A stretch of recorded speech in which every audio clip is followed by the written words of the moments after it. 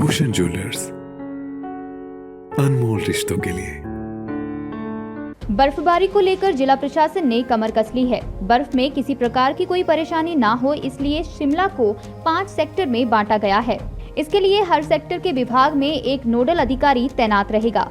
अतिरिक्त उपायुक्त अपूर्व देवगन ने बैठक के दौरान बर्फबारी की तैयारियों के लिए विभिन्न विभागों के अधिकारियों को निर्देश दिए, जिससे कि बर्फ में किसी प्रकार की असुविधा ना हो।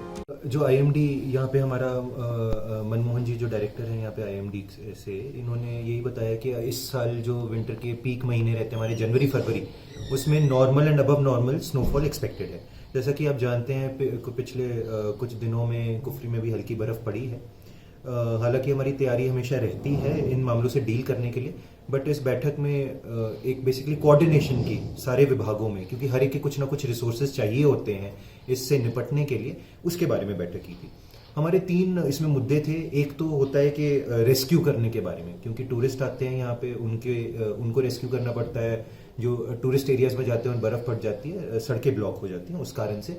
और साथ में जो ट्रेकिंग रूट्स हैं हमारे कई, उसमें भी कई बार टूरिस्ट फंस जाते हैं। हालांकि एडवाइजरी जारी की जाती है कि इस मौसम में ना जाए। तो एक तो रेस्क्यू के बारे में और एक स्मूथ मूवमेंट के बारे में। ट्रैफिक का मूवमेंट स्मूथ होना चाहिए जिला के सभी एरिया में, ताकि और जिला और राज्य के मुख्यालय से ये जुड़ सके। तीसरा हमारा इसमें एजेंडा यही रहता है कि एसेंशियल कमोडिटीज, जो हमारे दूर दराज स्नो बाउंड एरियाज हैं, वहाँ पे एसेंशियल कमोडिटीज, राशन पर्याप्त मात्रा में फेयर प्राइस शॉप इत्यादि में उपलब्ध रहे। तो इन चीज़ों को मद्देनजर रखते हुए ये कोऑर्डिनेशन मीटिंग हमने की थी। हमने ये इंश्योर जो करना था कि कंट्रोल रूम हमारा जो जिला मुख्यालय में यहाँ पे है वो भी कंटिन्यूसली ऑपरेशन में रहे, और साथ में हर एक विभाग को भी बोला गया कि आप अपने अपने लेवल पे नोडल अधिकारी, लाइजन अफसर या कंट्रोल रूम एक मिनी कंट्रोल रूम के तौर पे चलाएं, जो पर्टिकुलरली इस पीरियड में जब स्नो स्पेल हमें पड़ता है फोरकास्ट के हिसाब से वो एक्टिव रहे।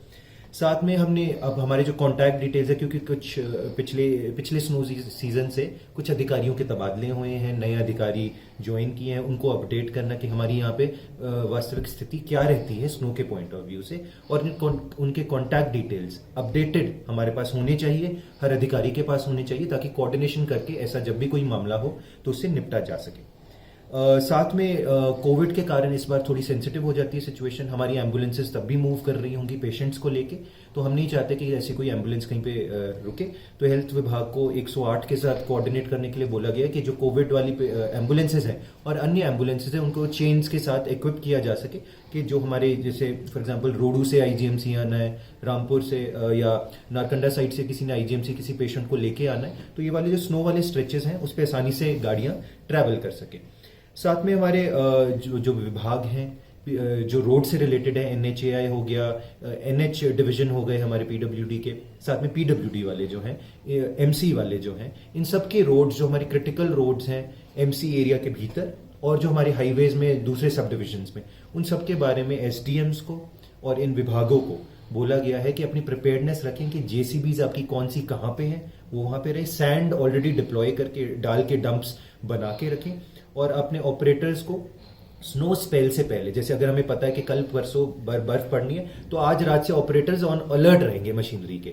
ऐसा नहीं होना चाहिए कि ऑपरेटर्स हम तब वहां पे उस मौके में पहुंच नहीं पा रहे हैं। साथ में ही बिजली विभाग, फॉरेस्ट विभाग, इनका भी इंपॉर्टेंट रोल रहता है। जल शक्ति वालों का भी इंपॉर्टेंट रोल रहता है कि सर्विसेज डिसरप्ट नहीं होनी चाहिए, बिजली का सप्लाई ठीक रहना चाहिए, वरना कंटिंजेंसी प्लान इनका हो कि अगर फीडर किसी से सप्लाई रुक जाता है तो ऑल्टरनेट वहां पे सप्लाई कहां से देंगे।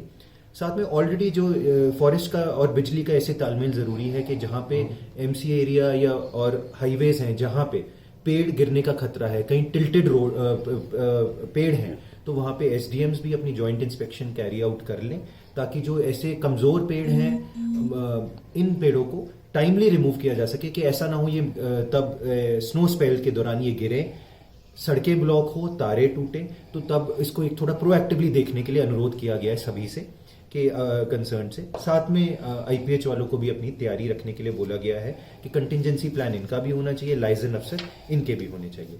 साथ में जो एमसी एरिया है उसको सेक्टर्स में डिवाइड किया गया है। इस बार पहले जो हम सेक्टर्स 5 सेक्टर्स जो बनाते हैं एमसी एरिया के, उसमें जो विभाग 6 विभागों को इंक्लूड किया करते थे।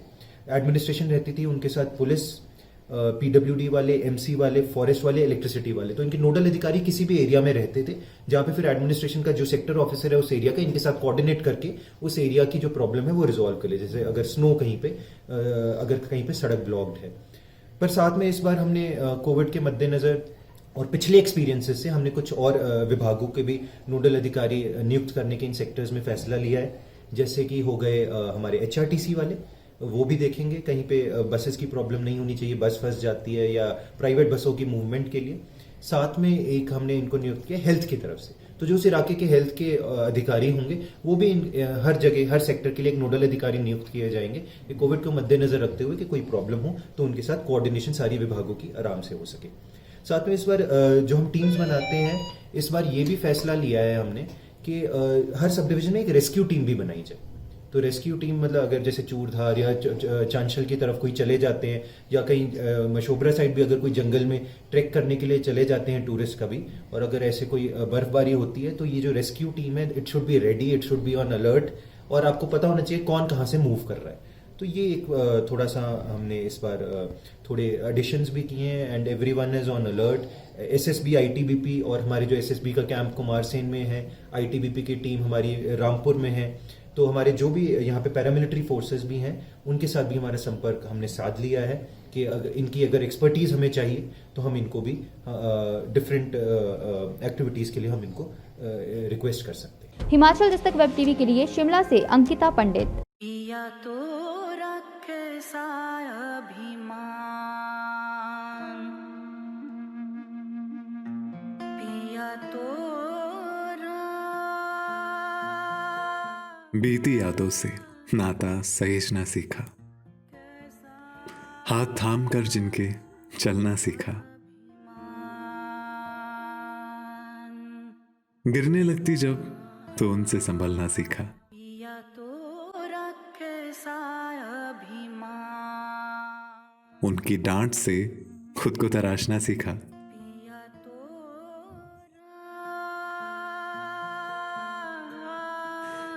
घर से दूर होकर भी दिल को हमेशा यह एहसास रहता है, उनका प्यार और फिक्र हमेशा मेरे साथ रहता है।